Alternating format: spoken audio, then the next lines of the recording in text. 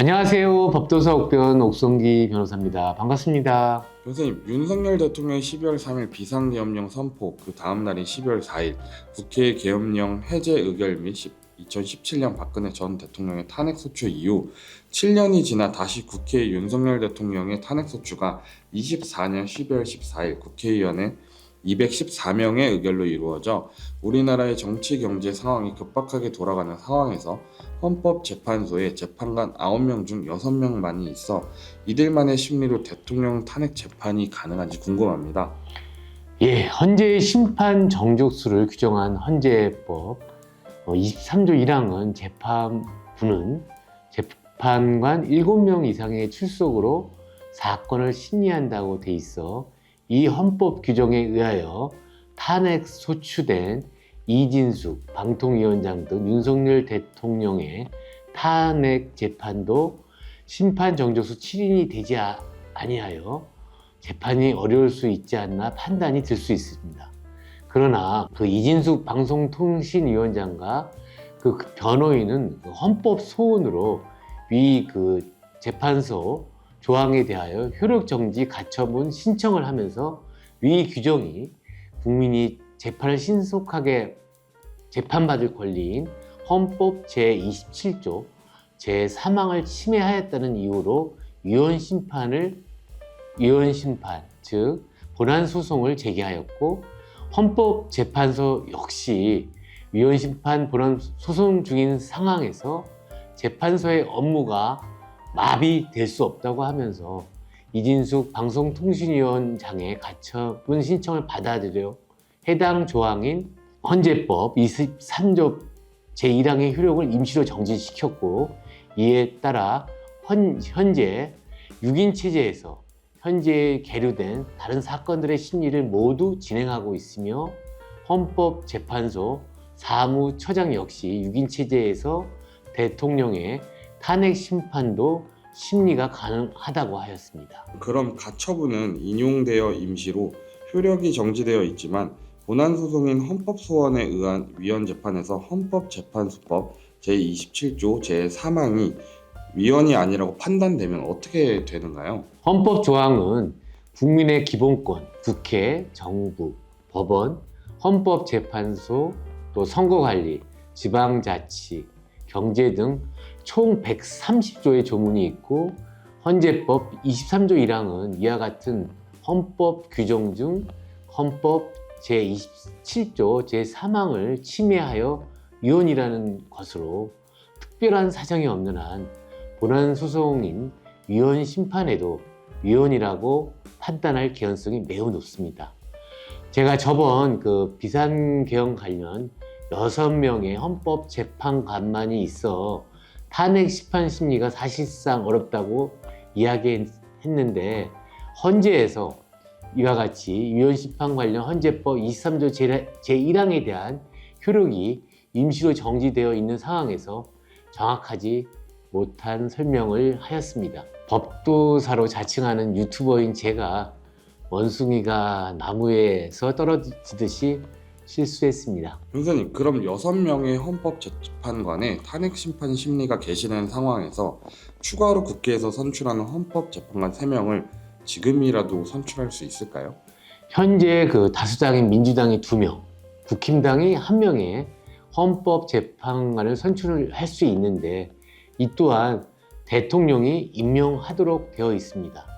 그런데 대통령은 탄핵 소추되었고, 그 대통령의 권한행사가 헌법 제65조 3항에 의하여 그 권한행사가 정지되도록 규정되어 있어 국회에서 선출한 헌법재판관을 그 대통령의 권한을 대행하는 국무총리가 헌법재판관을 임명할 수 있는지 여부가 문제가 됩니다.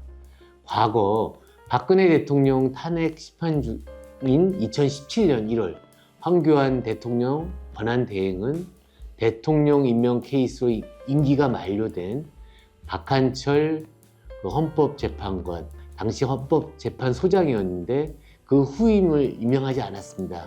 그 이유는 법률 검토 결과 그 헌법의 다수설인 현상유지설에 따라서 권한 대행이 할 수 있는 권한 범위 밖이라고 판단하였던 것입니다. 그러나 2017년 3월 황교안 대통령 권한대행은 2017년 3월 17일 박근혜 대통령이 탄핵 결정된 후 파면된 거죠.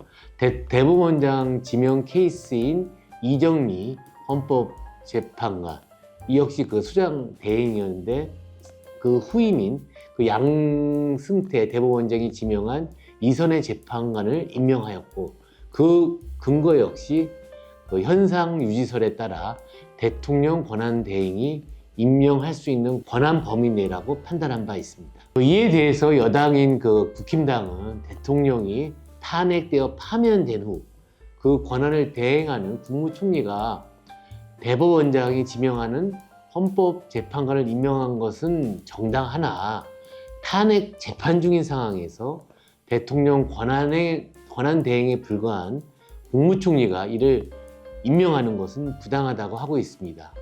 그러나 법률안 거부권 행사의 경우 대통령 권한 대행의 지위를 인정해놓고 그 헌법재판관 임명 권한 행사 때는 권한 대행 지위로 볼 수 없다는 것은 제가 볼 때 개인적으로 양립되지 않은 이중적 해석이라 할 것입니다.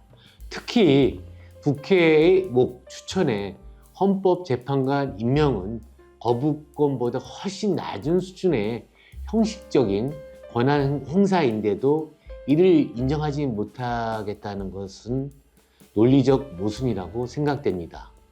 더욱이 그 대통령이 임명하는 케이스인 문영배 헌법재판관, 지금 소장 대행을 하고 있고, 이미선 헌법재판관도 내년 2025년 을사년 4월 19일에 퇴임하게 되면 국회에서 선출되는 헌법재판관 3명을 대통령 권한대행인 국무총리가 임명하지 않는다면 이 경우 헌법재판소의 재판관은 4명에 불과하게 되어 내년 4월 19일 이후에는 대통령의 탄핵 재판 자체가 불가능하게 될 가능성이 생기게 됩니다.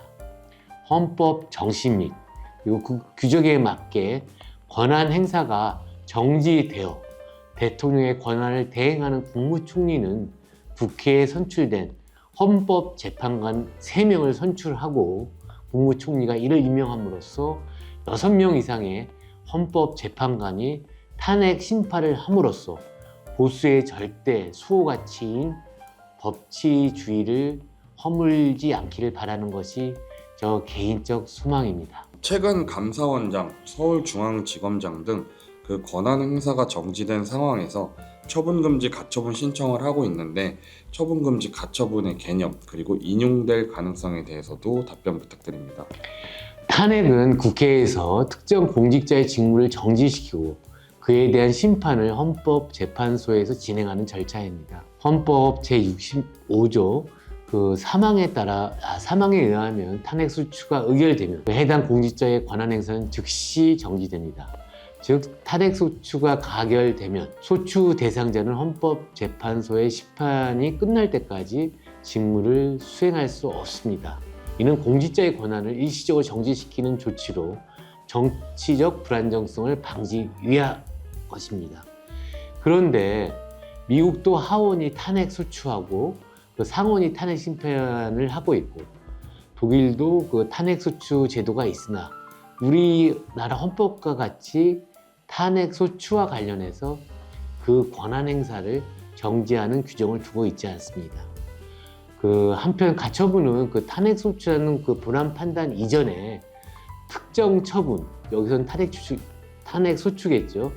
그 특정 처분의 효력을 한시적으로 정지하는 법적 절차로서 이는 현 상황을 방치할 경우 회복하기 어려운 손해가 발생할 우려가 있을 때 신청할 수 있고, 최근 탄핵 소추된 최재해 감사원장 그리고 이창수 서울중앙지검장도 각각 그 헌법재판소의 직무정지 해제를 위한 가처분 신청을 하였습니다. 즉 검찰이 그 공소권을 남용하여 공소 제기하는 경우 법원에서 공소 기각 판결을 하듯이 비례의 원칙에 위배하여 국회의 탄핵 소추권을 남용하여 탄핵 소추를 함으로써 법치주의 등 헌법 정신에 반하는 회복하기 어려운 손해가 발생할 우려가 있다는 이유로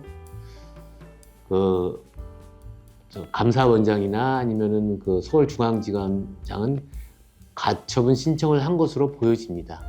그러나 신청의 긴급성과 필요성 측면에서 탄핵 심판이 진행 중인 상황에서 탄핵 소추의 정당성에 논란이 존재하는 이러한 상황에서 본안 소송인 탄핵 심판을 신속하게 진행하는 등 가처분을 인용할 가능성은 거의 없다고 보여집니다. 네, 변호사님 답변 감사합니다.